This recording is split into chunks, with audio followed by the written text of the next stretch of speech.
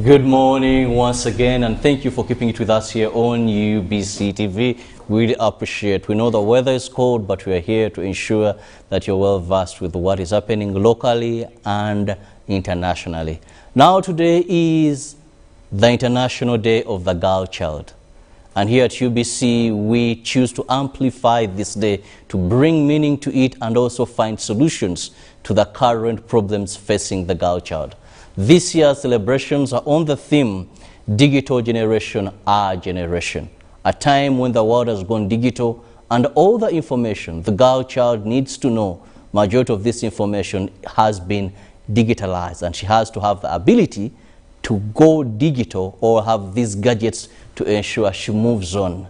With me, I have a panel of noble women. I have Tumweba Zeyuns, who is the manager, Gender, Youth and Children at Kampala Capital City Authority. Tumweba, you're most welcome to us. Thank you so much. Good morning, viewers.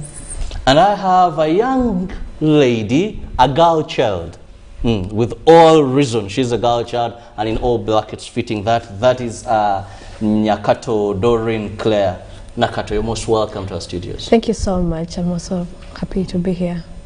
Then I have a lady from that is the civil society organizations that have done great in amplifying the rights, the plight of the girl child, and that is Juliet Rutu, who happens to be the project manager. She leads, and that is under Plan International.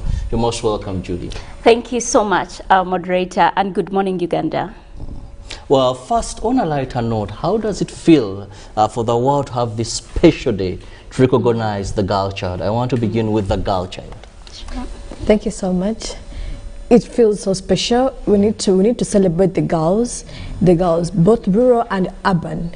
So we have to celebrate their leadership, because we've come from very far, you know, like the Asian days. So we've now gone somewhere.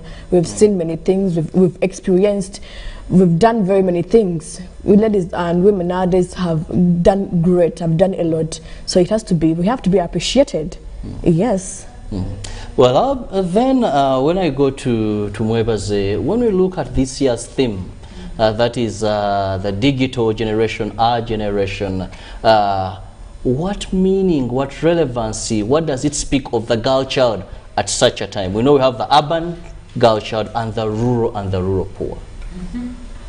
Thank you, moderator. Good morning, Uganda, once again. This year's theme, Digital Generation, Our Generation. It speaks a lot. It speaks volumes. A lot has happened. We know that we are still in COVID. And with COVID, a lot has happened. For the first time in history, in my history, schools closed, the countries closed. We started to put on masks. I mean, we could not interact. And for Ugandans, it's even a lot, because we are people who like to interact, to hug, to speak to each other. For the first time, we are barred from that. And we had to train ourselves, we are still training, to learn the new normal of using gadgets, of interacting from afar, of studying online, of speaking to the old people online, and all that. So it speaks a lot of volumes. So for the rural girl, for the urban girl, even when you're in the urban, not all the urban girls are accessing these gadgets that we want to use. So it speaks a lot. We need to amplify. We need to show the relevancy of using these gadgets, of using media, of using the digital platforms, of accessing information using technology. It's very important, and important for all the girls, whether in the rural, whether in the poor families, the rich. All of them should get right information and clean, censored information, not all information. Thank you so much. Brings me to Judy, you come more from a field where you do more advocacy, amplifying the plight of the girl child. When we look at digital generation, our generation, this is a very wonderful theme. But let's look at what we need to do to ensure that a girl in Kapchora, a girl in deep there in Chisoro, a girl in any part of this country can really benefit from this generation which has gone digital, from your perspective. Yeah, thank you very much, and good morning once again. When we talk about the theme digital generation, we're calling it our generation for matters of inclusion. Our speaks to, if we are on the day of the girl child today, we want to look at girls in their heterogeneity, that they are not the same. We have the girls who are infants, we have the girls who are a little bit adult, we have the girls in primary, we have the girls in secondary, we have the girls who are even out of school or have never even seen a blackboard. We have girls in minority settings, we have girls with different abilities. The list goes on and on. So our main area of contention is the inclusion. To what extent is the digital generation inclusive? And when you bring the question to the girls, one would wonder to what extent, what is the level of the gender digital divide? When we talk about the gender, we are comparing the statistics between girls and boys, men and women. When we look at our Uganda today, where the digital has become the new normal, the advancement of technology is so critical to any development, traversing the health, the education, traversing effective participation in all areas of decision making, traversing ability for your voice to be out there. If you are not connected digitally, it becomes a difficult or a dark world for you. This is where we come from as development partners, that it is critical to ensure that our strategies in terms of this digital generation are very inclusive to the gains that all girls everywhere can be able to have. Why do I emphasize girls? It is because the world has never been equal for both the boys and the girls. We live in a largely patriarchal society where the levels of empowerment are really different. From a point go, you will see that even in this room, people who are manning the kind of like a machinery, who are connecting all this digital kind of like platform to happen effectively, are men in the room. So where are the women? Maybe formally they have not been nurtured into this. So the stereotype, the ability or the question of breaking the barriers about the digital or technology or the science field being skewed to the boys and the men is a journey that we continue to travel every other day. That's why this is important for us. Talking about this journey, Yoon said that actually they should have censored and the right information out there. When I talk to Doreen, from your perspective, what have been some of the challenges with this digital era as we crave for inclusion, as we crave for many girls to access these? What are some of those challenges? Some of the challenges that we face, yes, digital is good, but we also face a lot of challenges, we as girls, because, you know, it is just, I don't know, it is just poor space out there on the digital platforms, on the internet. They're spreading wrong information on the internet. You go on the internet and you see a lot of wrong information, pornographic images, you know, for the girl child, both the rural and the rural who can access the internet, who have access, very few of them. So those ones who are in the urban, in the cities, who access internet everywhere, like every time, we face a lot of challenges, like pornographic images, wrong information. That recently they had posted that maybe president had died, you know. That is the wrong information that we talk about. The education, the system is very, very slow. Like, it is just expensive. Buying the equipment also is just expensive, you know. So people, like, okay, girls that are maybe in the rural that cannot afford the phones, the laptops in order to study, you know.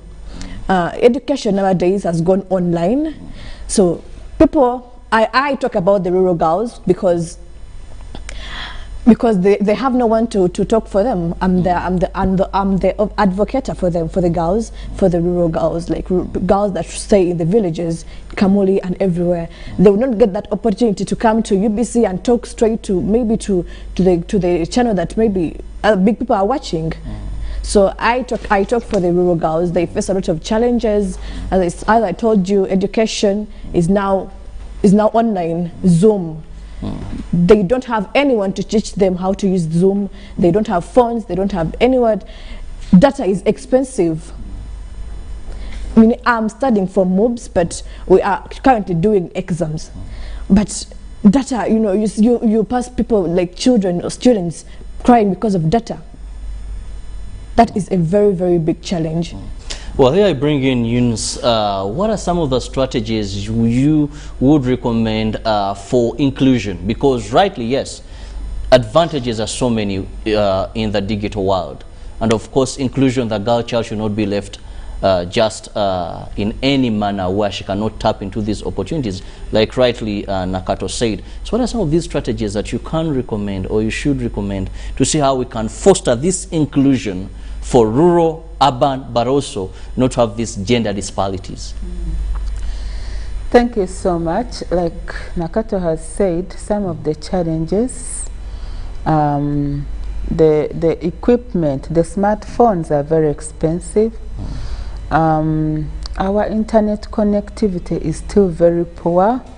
Poor in Kampala, poor in Wakiso. I stay in Wakiso. Where I stay, I have to get to a certain spot to communicate. And then the skills.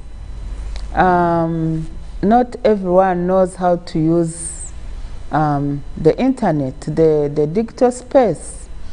So what would I recommend? Of course, government is trying. It's level-based. It's putting laws in place. But I think we can go beyond. I remember in the first lockdown, they talked of radios. I know they were not, I think something happened and they were not distributed. But I think as government, it's a little expensive, but I would recommend that at least we could, one, train the girl child. All the girl children, can they have the skills of accessing this digital space?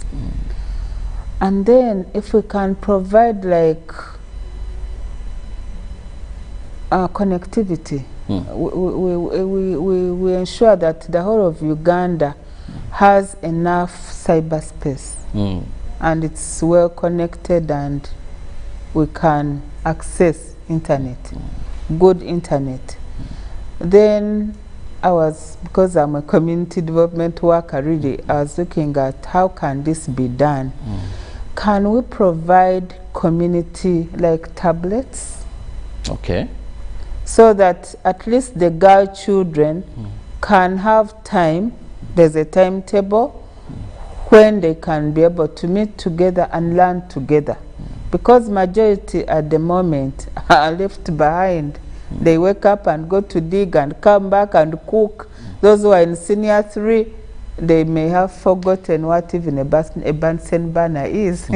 When they go back to school, it will be very hard for them to recollect and get back on the same footing with these other people who are reading every day. Then training, and then censoring, passing on good information. I think at least our government, we should try to enforce. When you go to other countries, some materials will not be allowed into space. But here, you just see a bad advert just popping up. And when it's opened, you know, it's bad stuff. So can we enforce the law on pornography, for example, and go all the way to ensure that we weed out any site that does not comply. So a lot can be done. It's a little expensive. I'm a little hesitant, but yeah. Then also empowering parents. Parents should know that it's their responsibility to nurture and bring up responsible citizens. And I know smartphones could be expensive, but there are those that are as cheap as 100,000.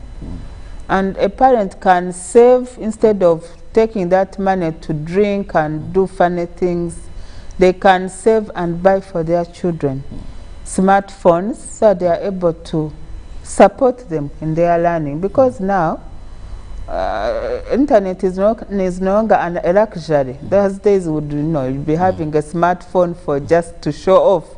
But now it's for education, it's for development, it's for information, it's for everything. So parents should pick up their, I love the aspect of the parents should up their game and know it's their responsibility to ensure a fair platform. But you also remind me some time back when we were told in Kampala you're going to get free internet.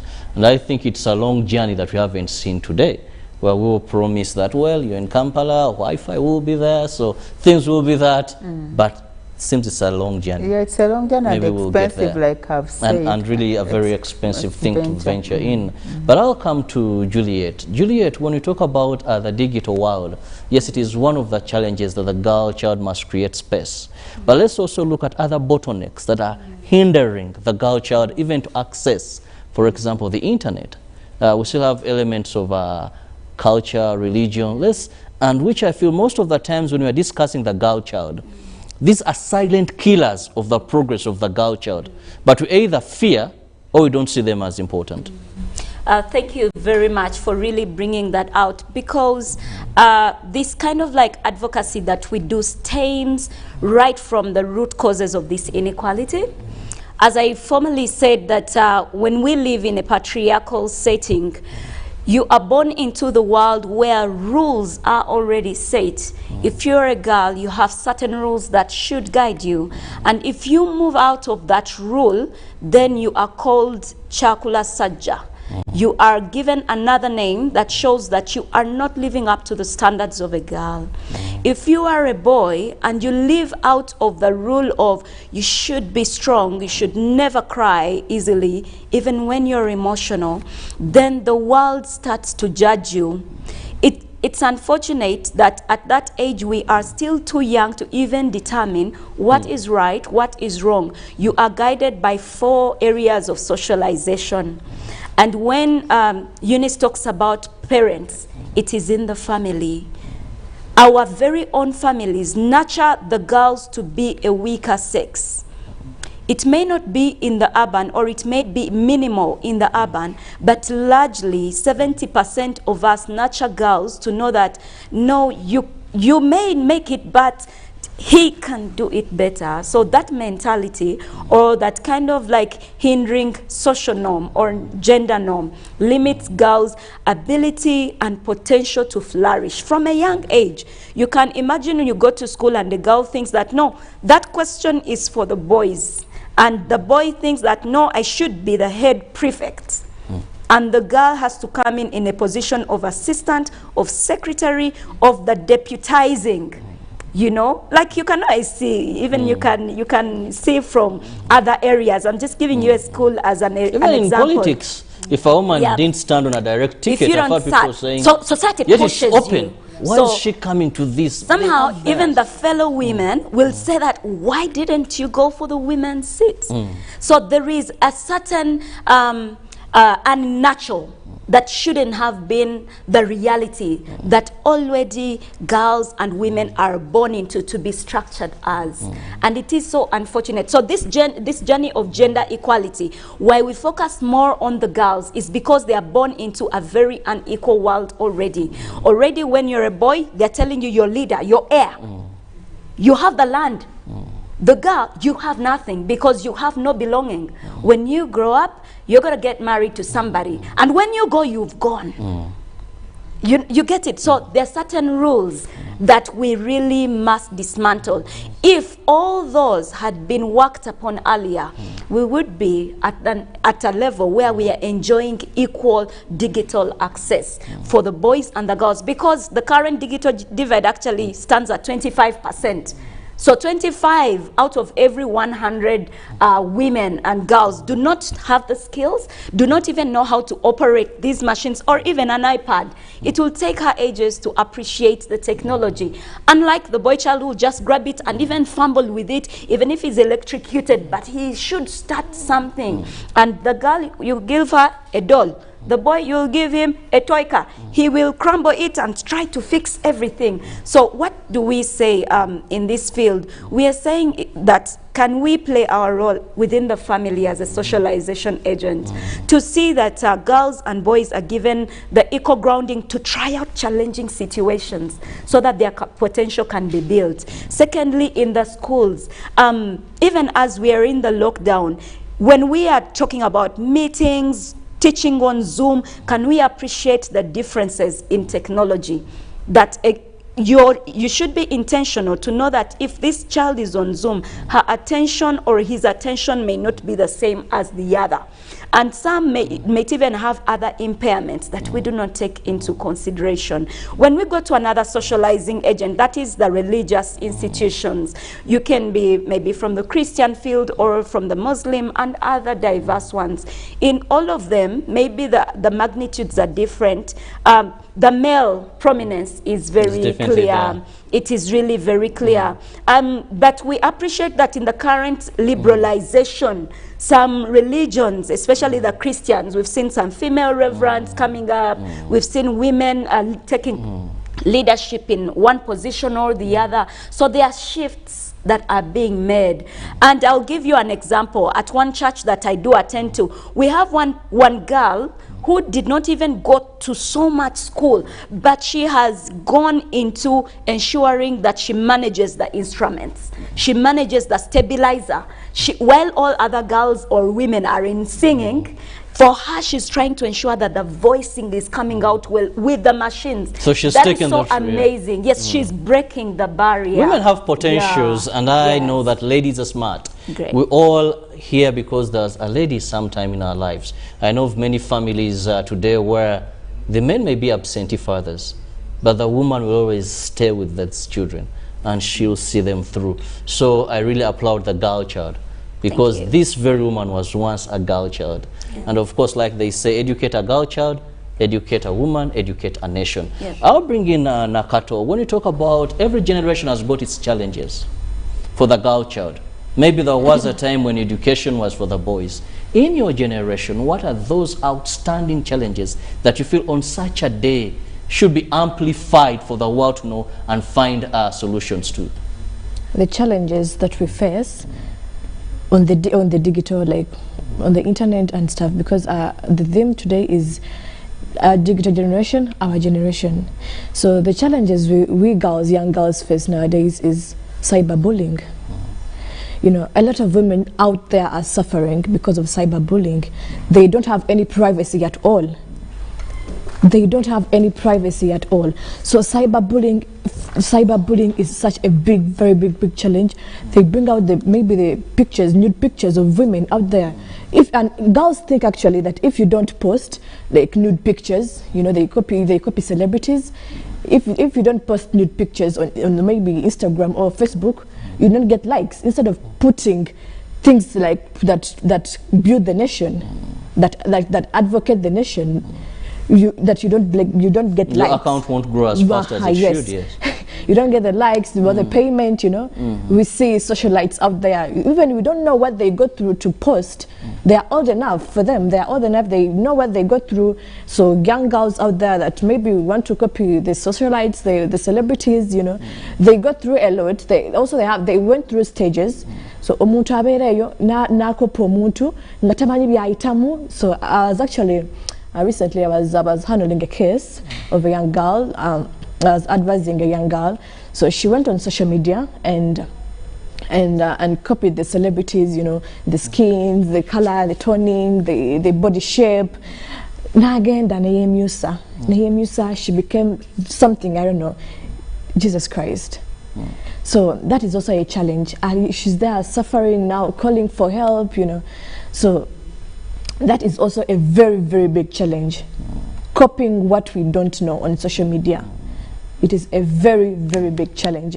Buli omu aina stage jaitamu as the girls.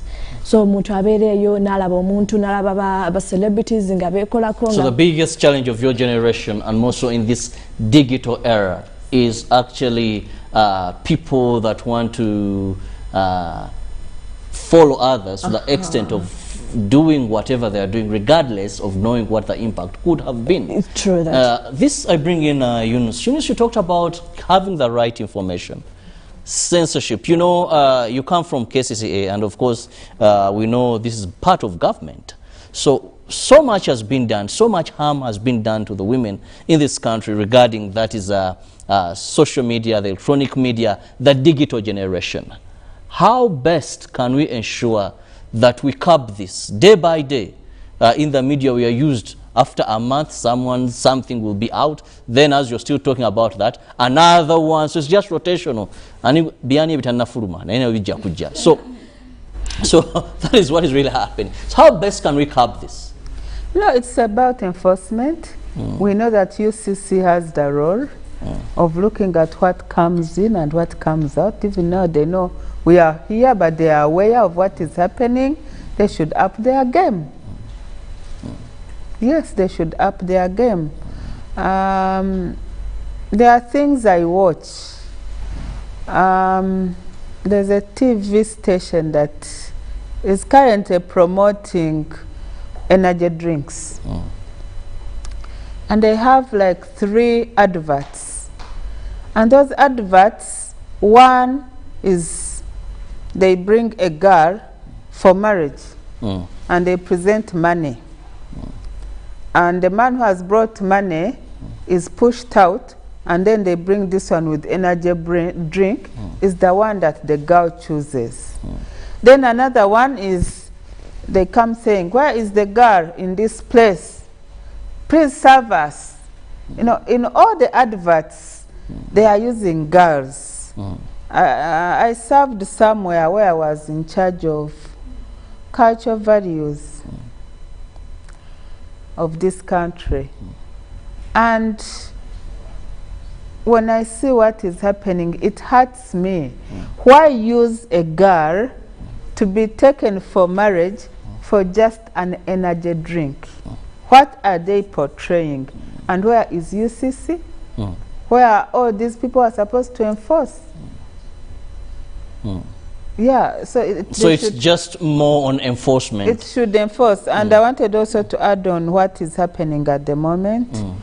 I think the girl child, especially in this period of COVID, issues of teenage pregnancies have gone high, and especially becoming pregnant because of people they stay with their fathers, with their uncles, you know.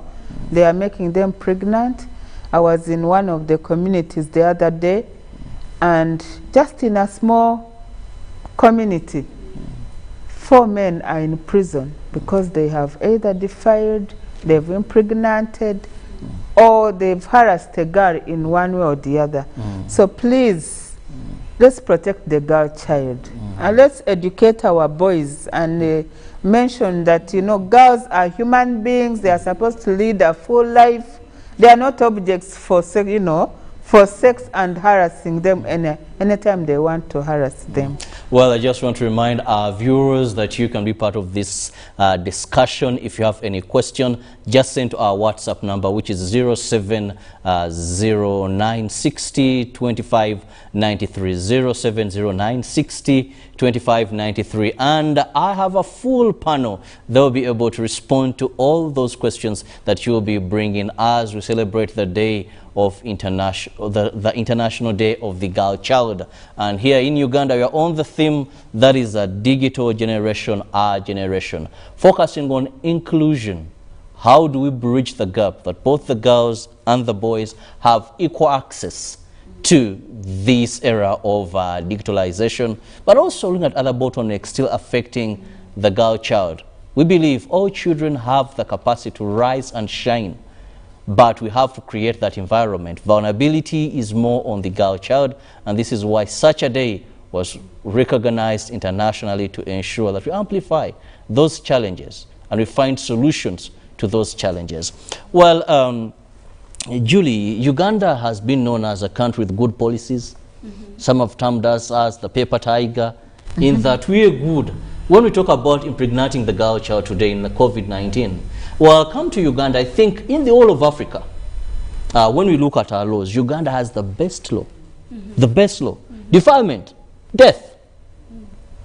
But we keep on saying this. When we talk about girl education, Uganda has one of the best policies